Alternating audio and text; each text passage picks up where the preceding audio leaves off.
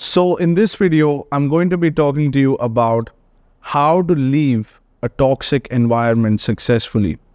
And this is probably one of the most important lessons that I can give you, because you really are the people that you hang around with. I was a good kid growing up, in India, New Delhi. I would listen to my parents. I would do as I was told. I was a good kid. And then I went to the boarding school, and there were some people who used to smoke, and I could not even dream about smoking. And I became a smoker.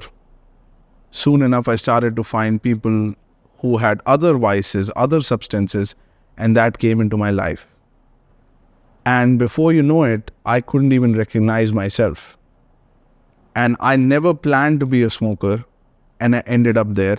I never planned to drink, I ended up there. And I never ever even dreamt about doing substances, but I landed up there. And I went to a point where I could not recognize myself, who I had become. And I could not understand what happened to me. And what had happened to me, that the environment had taken control over my mind. Because I had to go to school, because I was in certain neighborhoods, certain types of people came into my life that I didn't understand who they were, what their background was, what kind of problems they're dealing with. And they introduced things into my life and completely took control over my psyche. And I started to follow their lead, and I wound up in some direction that if I looked at myself, I was like, how the hell did this happen? How the hell did I get to this position? I was a good kid and I became this. How did that happen? Well, it's all in the environment. And to look at the positive side, when I put myself in positive environment, for example, there was a place that I used to go to called Isha Yoga Center, which is a yoga center in the South India where monks live, and it's an extreme stoic practices happen, discipline and all of that. I became an extremely disciplined and self-controlled person, where I stopped smoking, stopped drinking. I even was a celibate for one whole year. And I discovered myself doing things that I could not even imagine myself doing. And I completely transformed because I transformed my environment. And also growing up, I wasn't good at mathematics. But when I went to Dubai, I suddenly started to have a mind that was more financial. I suddenly became very ambitious, right? Because Dubai is a city that is created from ambition. Most of the city has been created in the last 40 years. And what you see is completely marvelous and huge and big. And everything is big and ambitious there, right? Because an ambitious mind created it. And most of the ambitious minds go there. So when I went there, I suddenly started to expand my horizons and start to think financially, business-wise, and start to have ambitious thoughts. And I forgot about spirituality and meditation and yoga. I started to go towards Ferraris and mansions and all of these, go towards these things. And then I started to hang out with my chairman, who was a CEO of a $3.5 billion company. And I started to see that his character is being rubbed off on me, his communication style, his leadership style, the way he carries himself, the way he maintains authority and power in the situation. And I started to see how environment affects you. When I used to hang around my, home tutors who would come to help me with the studies, they had a very small thinking. That's the reason they were home tutors. And that thinking started to rub off on me. And when I went to Dubai, that thinking started to break, right? So there are these different catalysts and different changes that I started to see in myself. I couldn't even imagine myself wearing a suit. But I go to Dubai and, in the business environment, and I am wearing a suit. Like when I went to France, at one point, I didn't have a good fashion sense, but then I went to France. Everybody has a good fashion sense there, and that rubbed off on me. So you get the point. What I'm arriving at is your environment really shapes your mind, because your eyes and ears are the doorway to your mind. What goes through your eyes and what goes through your ears will shape your mind, whether you like it, whether you don't like it, whether you agree with it, whether you don't agree with it. That saying, that you cannot let the environment dictate who you are. Well, the environment does dictate who you are. You don't have a choice. If something goes in your eyes and ears, it will invariably influence your mind. That's just the way it is. So if you don't want something to influence you in a negative way, you cannot let your eyes and ears be positioned there. And that's very important. So that's the video of today, is going to be around how to leave a toxic environment which has completely shaped your mind and taken control of your mind, and you have gotten into habits and patterns and thought processes and ideologies that are not even yours, that have entered into your mind. You didn't even want it, you didn't even agree with it, and suddenly you are acting in a way that you didn't even want. You have become someone that you didn't even want to be, that you didn't plan to be. And it all happens accidentally. None of this is planned. Nobody plans to get into a toxic environment. You simply slip into it. It's never planned. Nobody who would plan this, right? So it's always a slip. It happens gradually, and it's just a complete indoctrination, conversion into toxicity. So we're going to break down some elements of toxic environment and what are the typical elements of it and how to get out of it, right? So toxic environment will have people that are completely not relevant to your goals and dreams. And these people will want you to stay in that environment because they're getting something from you. And they will make sure that any plans you have, any big plans you have to move out of there, are destroyed, dismantled completely at the idea stage. So if you have some idea, some brilliant idea, you want to travel the world, you want to date beautiful women, you want to start a company, make a lot of money, all of that would separate you from the environment, and the gifts and the resources that these people were getting from you, they could even be intangible resources like emotional support and your time, entertainment, whatever that may be that they're getting. They don't want to lose that. So they will try to persuade you, manipulate you, cajole you into staying there, and even seduce you in many cases. So toxic people can be in your friends, family, your partner who lives with you. They have their own agendas, and you are the means to their ends in most cases. And you have found yourself in this situation. So how do you get out of it? There are two ways of doing it, two strategies of doing it, I have found. One is you do it suddenly and you deal with the pain. Okay, that's the way a lot of the people do it, and it's very painful. So it's pretty self-explanatory. You just cut out all the cords and that's it. So that's one. I don't have to talk much about it. The second one is a gradual process. This is the one which is going to feel very smooth. Kind of like you're in a Boeing jet. You just leave. You don't even feel it, right? So that's the strategy we're going to cover, is the second one, because first one is self-explanatory and it causes a lot of pain. So we're going to talk about the second one. First step is that you will have to do an audit. You will have to do an audit. If you are going to leave, where are you going to leave to? And I don't mean location. I mean the future. What's the future that you want to enter? You will have to define the future first, because you don't know where you will end up. You can't just leave. You will find yourself another toxic environment. I have seen that also, that some people are in a bad neighborhood. They go to another neighborhood and they find similar people, right? That's not what I'm talking about. So you have to define the future. What's the future? How much money do you have? What cars you have? What beautiful women you're dating, or a man, if you're a woman listening to this, what companies you have, what income sources you have, what destination, what jurisdictions, and all of this you have to write it down. You have to create the future first.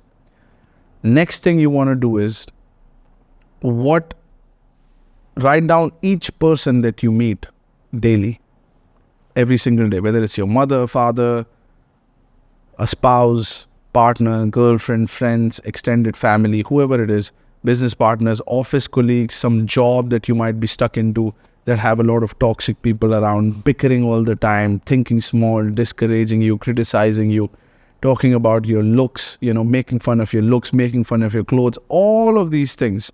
Write their names down at the family level, office level, girlfriend, whoever it is. Write all of that down. And ask yourself, what are these people doing for me? Because if you were not dependent on them in some form or the other, you would not stay. A relationship cannot last unless you are dependent on them for some reason. So you have to decode the cycle of dependency on each of this person. What do you depend on them for? And it could just be something as simple as they once told you, Prithvi, no matter what happens in your life, I have your back. That's it. So I have in my mind, this guy has my back, and I have this psychological security. But that guy does not have my back. The only person who can have my back is myself. That's the only person who has my back is myself. And the only security that you have in life is through your work, the work that you do. That's the only security you have. Even family members, I'm sure you would have some family members in your life that do not work and are dependent on others. Does your family like this person? Does your family respect this person? No, this person is usually a target for everybody to attack, right? So clearly, even the family is not for you. Because I have seen in my family, there is someone who does not earn money and they're attacked from all directions. They're disrespected, they're left out in so many places, and it's not a pleasant sight. So family doesn't have your back. So certainly friends don't have your back. If you look deep enough, you would find nobody has your back. Nobody. The only person who has your back is yourself. And you do that, you have your back through your work. I discovered this very recently, that I looked around and I realized nobody has my back. Nobody.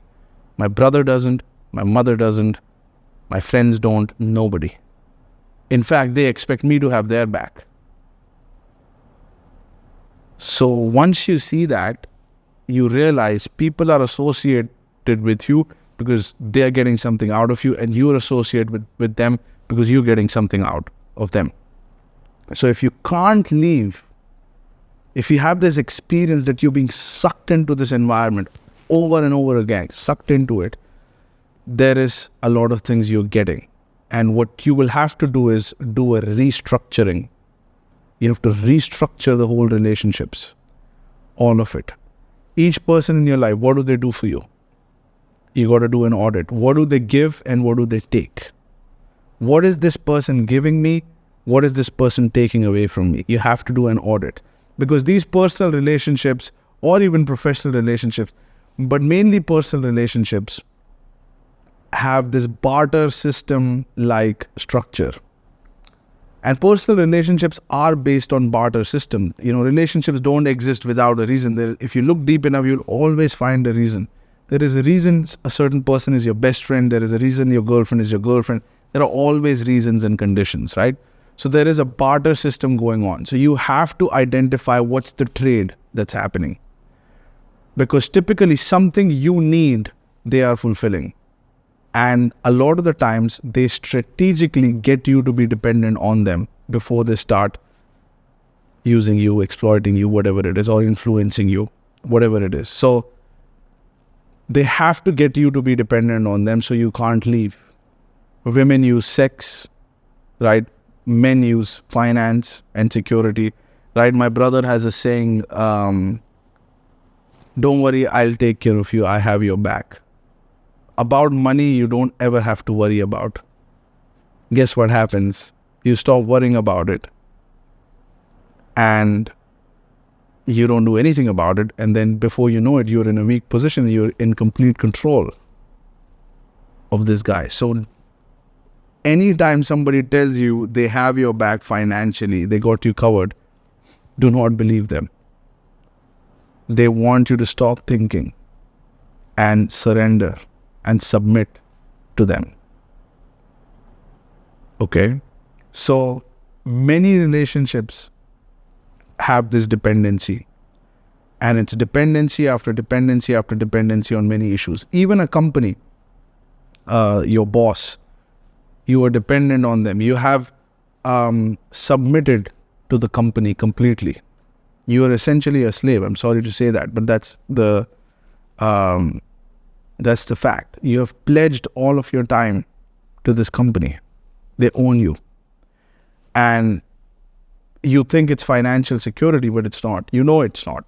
So all of this has to be restructured in every level if you want to get rid of the toxic environment, because what keeps you there is the dependency. That's the hidden secret.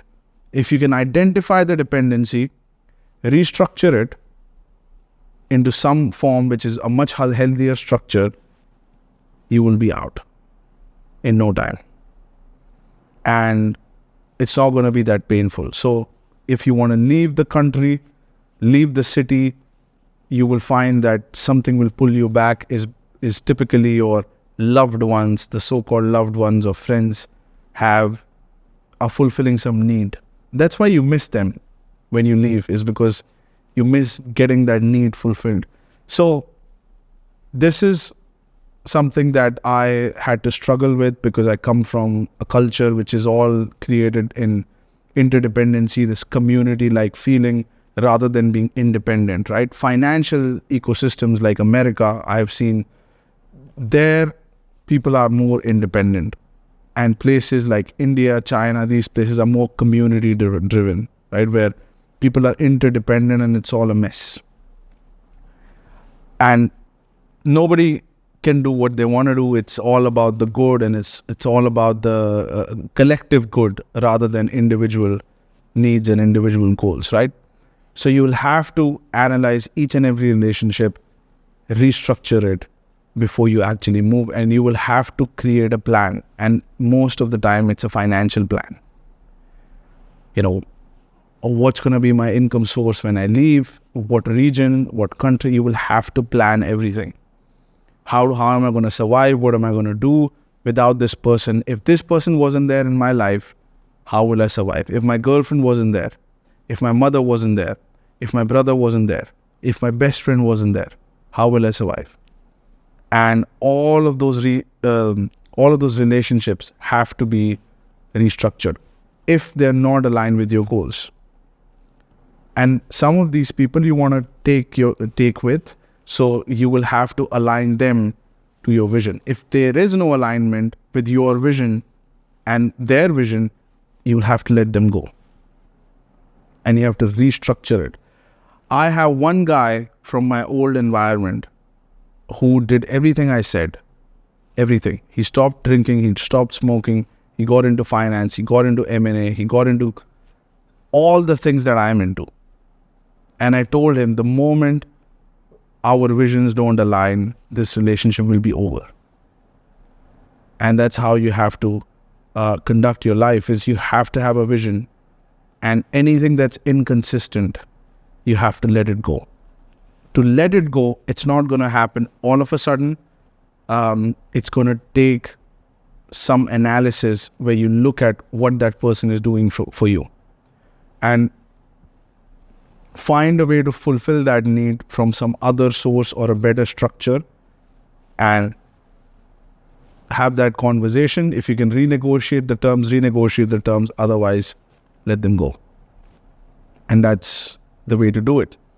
I have done it several times. I have left my toxic environments. As I said, I had a lot of problems around substances. People were all around me like that.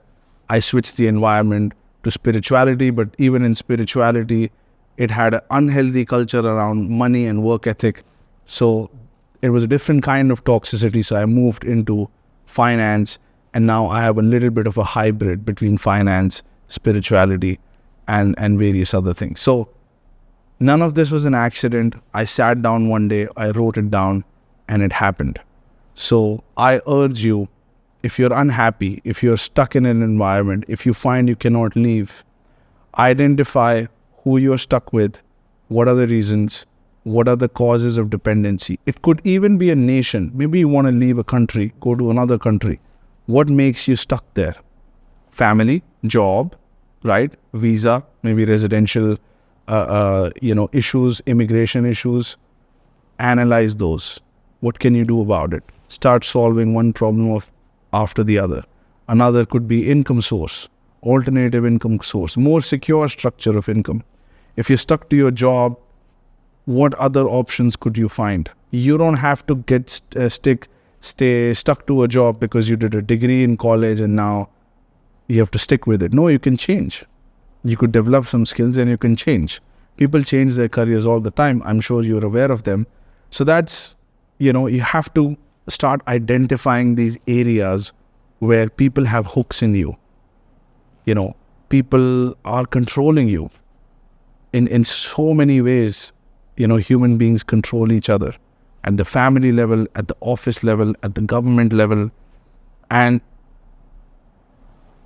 you have to remove these controls. You have to identify them because these are invisible.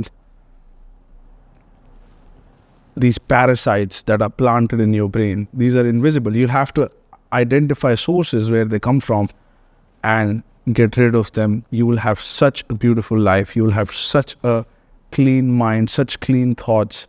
You will see that when you start thinking about a vision, you can easily execute it because you don't have these parasites and leeches dragging you down, forcing their ideologies upon you, forcing their agendas upon you, forcing their visions upon you, blackmailing, emotional blackmailing, guilting you into doing things. You wanted to write a book or do something with your time, and your girlfriend just drags you to this other friend's marriage or, birthday or something. She just guilts you into it, right? Women are amazing at it, by the way. So be careful. So all of these things are distractions from you and your vision, between you and your vision. A lot of the people ask me, how do I stay focused? Well, you'll have to cut these people out. They use guilt. Some of them will use fear. Some of them will use greed. There are many forms of seduction and control that don't feel like control, that don't constitute as control, that doesn't look like somebody has a gun to your head. Simple way is guilt. And guilt is what a lot of the people use. Greed, fear is another one. Some people make you feel insecure. Oh, if you go to that country, you will never be able to survive. Or if you start a business, you will never be able to survive. That's fear. Why don't you come here? We'll go for a nice dinner. That's greed. Okay, and then you go on a dinner and there is an agenda behind it, right? So all of that's greed.